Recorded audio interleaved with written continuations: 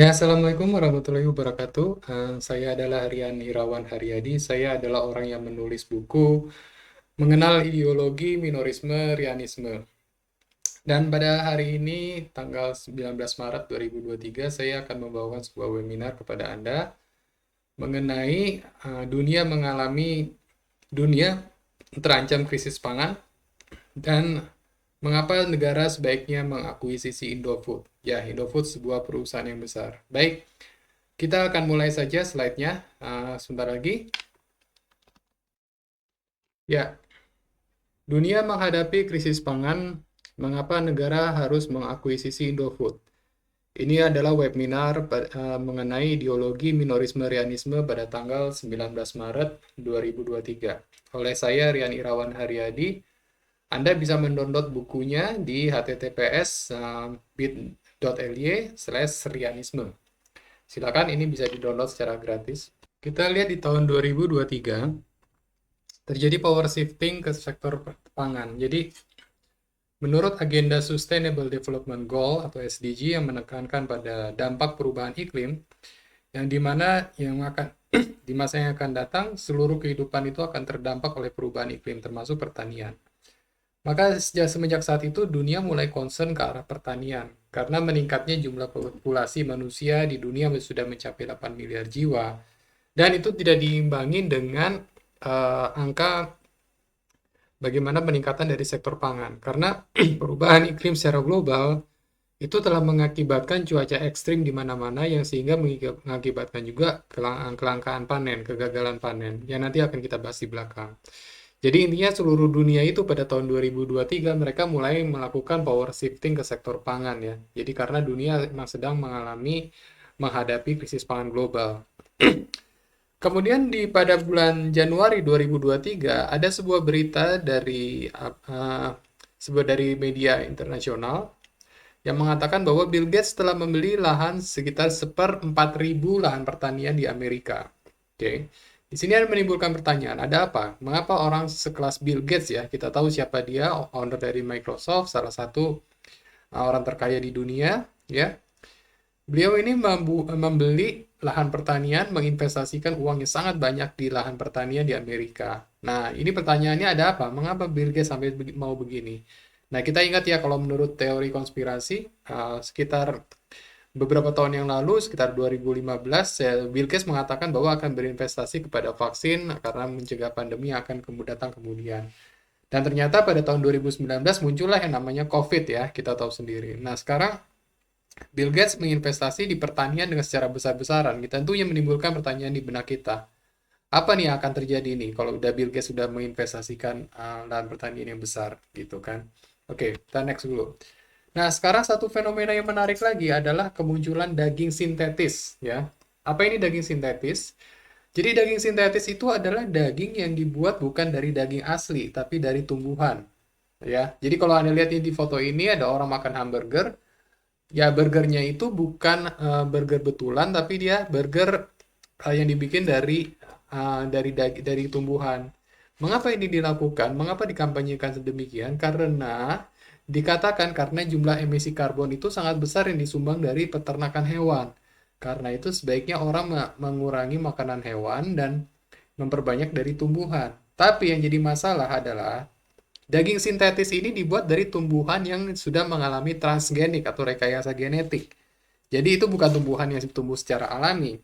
Nah, jujur aja saya belum pernah makan daging sintetis ya. Mungkin di antara Anda ada yang sudah pernah makan gitu, mungkin bisa di-share ya pengalamannya di komentar. Bagaimana pengalaman setelah makan daging sintetis, apakah DNA Anda berubah gitu? Silakan dicantumkan di bawah. Nah, kemudian kita akan mengulas sebuah perusahaan raksasa asal Indonesia yang bernama PT Indofood Sukses Makmur ya. Anda semua orang Indonesia pasti sudah mengetahui perusahaan ini. Ini adalah perusahaan mie instan terbesar di dunia yang diekspor lebih dari 100 negara. Selain itu, PT Indofood Sukses Makmur atau nama kode emitennya di Bursa Efek adalah INDF atau kita sebut aja Indofood ya. Orang mengenal itu sudah berdiri tahun 1990 ya, didirikan oleh Sudomo Salim. Tapi sebenarnya mereka sudah memproduksi mie instan sejak tahun 1970-an yang diberi nama Sarimi. Oke. Dan kemudian memiliki sekitar 20 anak perusahaan termasuk ICBP dan Bogasari dan 160 cucu perusahaan di sini. Oke, baik kita lanjutkan. Produk Indofood ya, kita lihat sendiri banyak berbagai macam produk-produk Indofood ya. Anda jangan mengaku orang Indonesia kalau tidak tahu produk Indofood ya. Mulai dari Indomie, mie instan, kemudian bumbu masakan, terus kemudian mie goreng, sambal, sampai yang sampai tepung ini segitiga buiru ya sangat dibutuhkan oleh para ibu rumah tangga sampai UMKM untuk membuat kue. Mereka adalah produk Indofood ya. Apalagi menjelang puasa sekarang banyak orang-orang yang ingin membuat kue untuk lebaran nanti, mereka pasti akan membeli tepung semacam ini ya. Ya, baik. Sekarang kepemilikan saham Indofood ya. Kepemilikan terbesar ternyata dimiliki oleh First Pacific Investment Management Ltd. Ini adalah sebuah perusahaan investasi dari Hong Kong. Ya, ini bukan sindiran ya dari Hong Kong ya, tapi memang benar perusahaan ini berasal dari Hong Kong yang memiliki saham sekitar 50,07%. Jadi boleh dibilang ini adalah saham mayoritas di Indofood. Ya, perusahaan asing. Jadi boleh dibilang Indofood sudah diakuisisi oleh perusahaan asing karena First Pacific Investment Management ini berasal dari Hong Kong. Kemudian yang kedua adalah dimiliki masyarakat, baik melalui pasar primer atau pasar sekunder. Yang ketiga adalah dimiliki oleh Anthony Salim. Yang keempat dimiliki oleh Taufik Wiratmadjan. Di sini sangat menarik ya. Anthony Salim adalah anak dari pendiri Indofood sendiri yaitu Sudono Salim. Tapi saat ini mereka hanya memiliki saham sekitar 0,02%. Berarti sangat sedikit sekali ya dibanding dari jumlah yang didirikan oleh bapaknya sendiri ya, Sudono Salim ya, pendiri Indofood ya, gitu. Tapi tetap Anthony Salim memiliki power yang masih besar di Indofood. Nah, jika Anda bertanya mengenai kemungkinan masa depan Indofood ya sebagai perusahaan raksasa, apakah Indofood tidak mungkin kolaps? Ya, secara teori keuangan mereka memang tidak mungkin karena mereka adalah perusahaan yang sangat besar. Mereka memiliki diversifikasi bisnis sangat banyak, mulai dari makanan sampai real estate. Kemudian mereka memiliki pengalaman dan reputasi bisnis yang baik.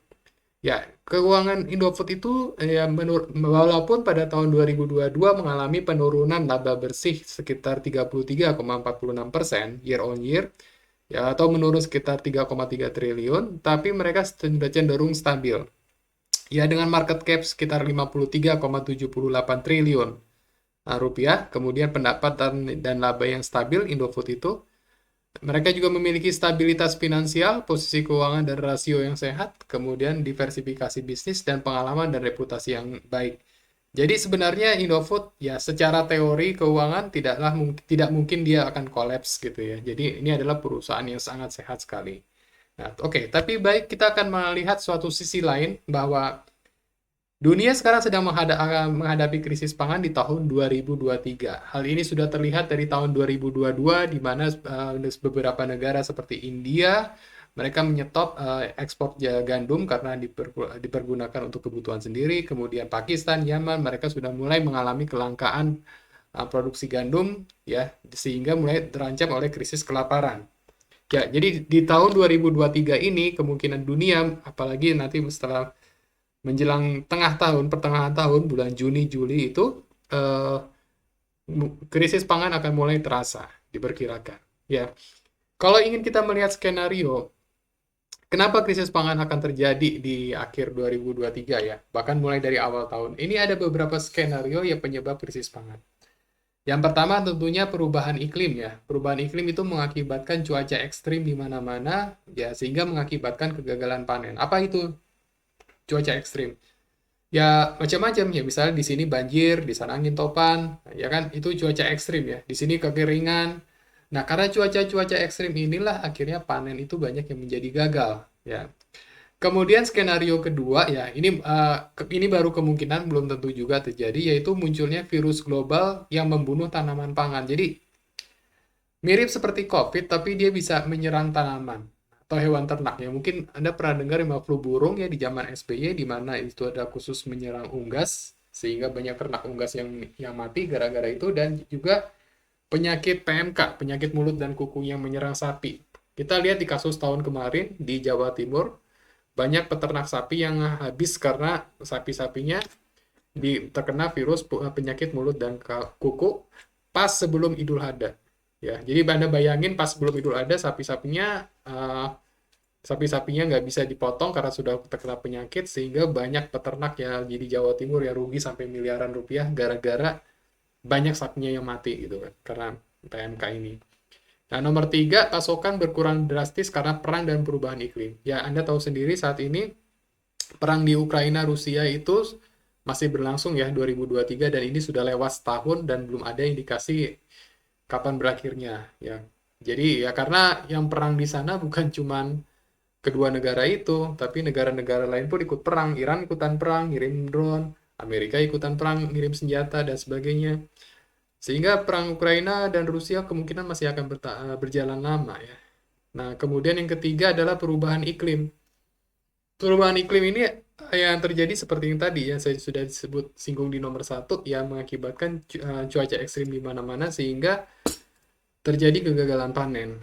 Nah, nomor 4, yaitu yang tidak diprediksi adalah kolapsnya perusahaan-perusahaan distributor makanan. Nah, jika melihat kayak gini, apakah mungkin perusahaan-perusahaan makanan itu akan kolaps? Ya, kita tidak bisa bilang ini akan mungkin atau tidak mungkin ya, tapi segala hal mungkin terjadi.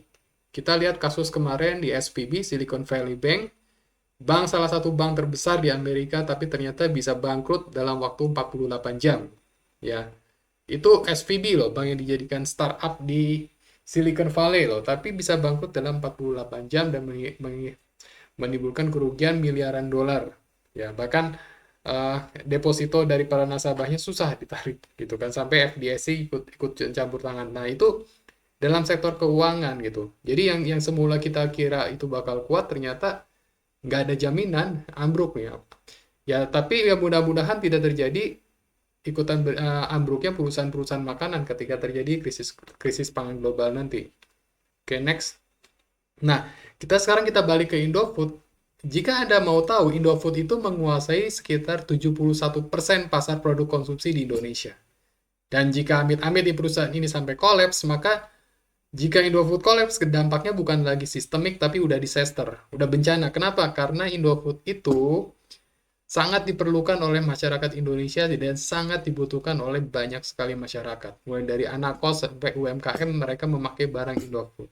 Karena ini berkaitan dengan perut ya, sangat berkaitan dengan perut, dan sehingga kalau misalnya ya amit-amit perusahaan seperti Indofood ini bisa kolaps, dampaknya akan sangat luar biasa, sangat berbahaya sekali bagi masyarakat, bagi bangsa negara ini gitu kan. Karena ya ini urusannya dengan perut, jadi efeknya sudah bukan lagi sistemik seperti bank, tapi disaster, jadi bencana gitu kan.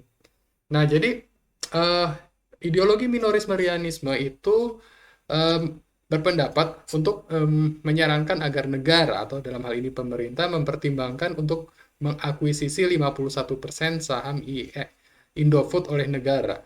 Ya, dengan kata lain dinasionalisasi. Kenapa bisa dinasionalisasi? Dengan dua pertimbangan di sini. Jadi Indofood itu yang pertama bukan hanya besar secara kapital, tapi secara peranan dia itu juga sangat besar. Kenapa? Karena dia menyangkut hajat hidup orang banyak. Ya, sebagaimana kita tahu diamanatkan dalam pasal 33. Pasal 33 Undang-Undang 1945 ya. Cabang-cabang produksi yang penting bagi negara dan menyangkut hajat hidup orang banyak. Ya, Indofood jelas menyangkut hajat hidup orang banyak. Hampir seluruh manusia di Indonesia ini membutuhkan produknya Indofood ya. Nah, yang kedua, jika sudah diakuisisi ya oleh negara dan terjadi masalah besar ya, amit-amit terjadinya kasus global, kasus krisis kepangan global, maka negara harus bisa bertanggung jawab untuk membail out ya istilahnya ya, atau mengintervensi dari yang dilakukan oleh Indofood ya. Jadi dengan Indofood dikuasai negara, maka jika terjadi masalah krisis pangan global, pemerintah bisa bertindak lebih banyak. Ya walaupun di sini mungkin ada yang tidak percayaan pemerintah. Wah, kalau dikuasain sama negara nanti gimana? Pemerintah nggak efisien, terjadi malah korupsi dan segala macam. Ya, jawaban saya adalah dalam hal ini kita tidak punya pilihan lain gitu. Dalam hal ini ya kita mau nggak mau harus mempercayain sama negara gitu. Kalau misalnya terjadi sesuatu, ya negara memang harus turun tangan gitu untuk mengatasi krisis pangan gitu. Tapi kalau misalnya perusahaan seperti Indofood itu dikuasai negara, ketika terjadi masalah krisis, pemerintah bisa mengupayakan menggunakan jalur distribusinya Indofood atau menggunakan resourcing dari Indofood. Ya, teorinya, ya secara teori karena itu milik negara, maka negara akan berusaha semaksimal mungkin ya untuk menyelamatkan rakyat. Ya, karena mereka memang berwenang untuk itu. Ya, teorinya seperti itu. Oke, sekarang kita akan membahas mengenai global food crisis ya. Jadi pada nanti tahun 2023, ini sekarang udah 2023 ya. Hmm, Bentar.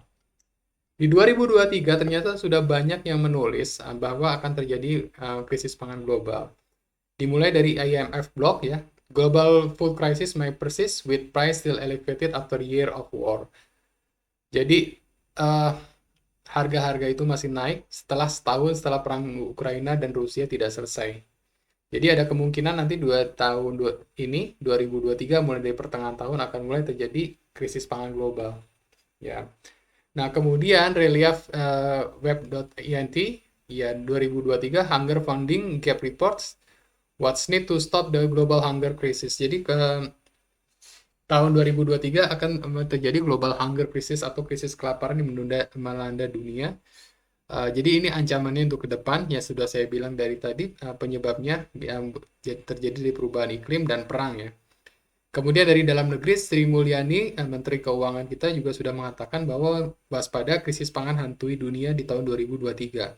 Dan selain itu, Menteri Pertanian juga mengatakan bahwa ancaman krisis pangan 2023 menurut Mentan, masalah pertanian harus jadi super prioritas.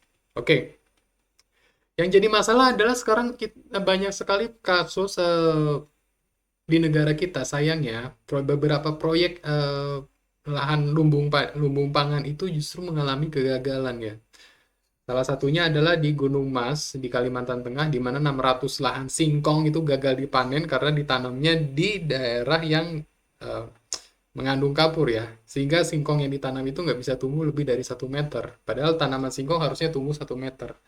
Singkongnya juga cuma sebesar wortel jadinya. Nah, ini adalah salah satu contoh kegagalan proyek pangan nasional ya, atau food estate ya, yang apa? Yang gagal. Walaupun yang berhasil juga ada di zaman Jokowi, ada juga yang berhasil, tapi ini sayangnya masih banyak yang kegagalan di sini. Nah, ini meniru pada kegagalan waktu di zaman Soeharto ya. Di zaman Soeharto tuh ada pernah terkenal proyek namanya lahan gambut 1 juta hektar yang di zaman Soeharto. Di posisinya sama di Kalimantan Tengah.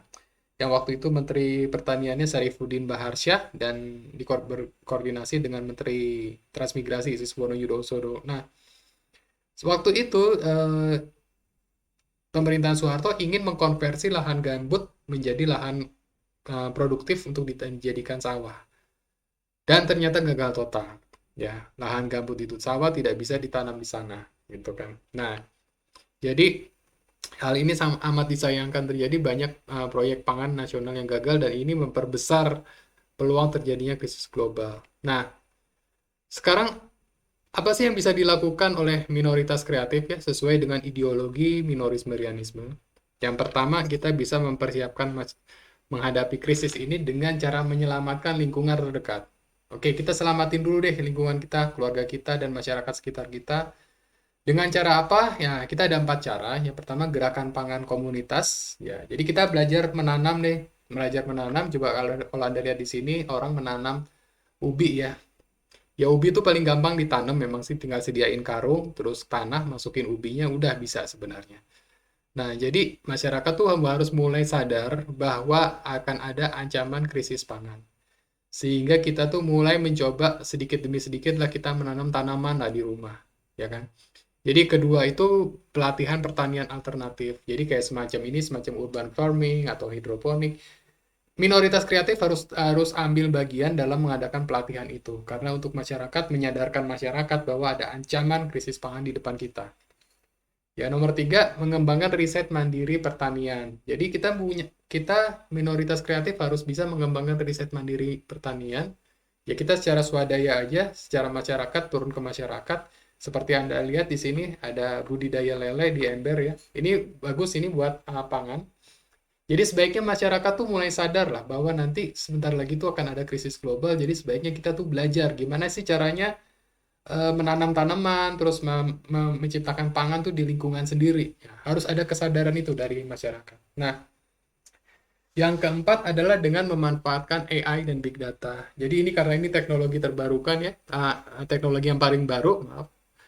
AI dan Big Data itu bisa dimanfaatkan untuk menghadapi krisis pangan global. Ya, sebagai contoh, kita dengan AI, kita bisa bisa membuat sebuah sistem yang dimana pertanian itu dikontrol sama AI, atau kita membuat setidaknya konten yang dimana konten video tentang penyuluhan yang itu di-generate oleh AI. Dan selain itu, Big Data juga bisa dimanfaatkan supaya kita sebagai pengumpulan data tentang bagaimana kita masyarakat itu mengumpulkan pangannya masing-masing. Jadi intinya masyarakat harus bergerak bersama-sama ya menghadapi krisis pangan karena ini kemungkinan akan terjadi. Jadi tolong Anda semua para masyarakat dan terutama minoritas kreatif sadarlah bahwa ini nggak main-main. Kita harus mempersiapkan diri menghadapi krisis pangan. Oke. Dan next, ini adalah referensi. Anda bisa baca sendiri nanti. Saya share di komentar di bawah laporannya. Dan inilah kesimpulannya yang bisa saya sampaikan bahwa dunia berpotensi untuk krisis pangan pada tahun 2023. Ya, dimulai semenjak pertengahan tahun, mungkin setelah puasa atau pas nanti mau lebaran, ya mulai terjadi krisis. Kenapa? Harga-harga akan naik, akan langka.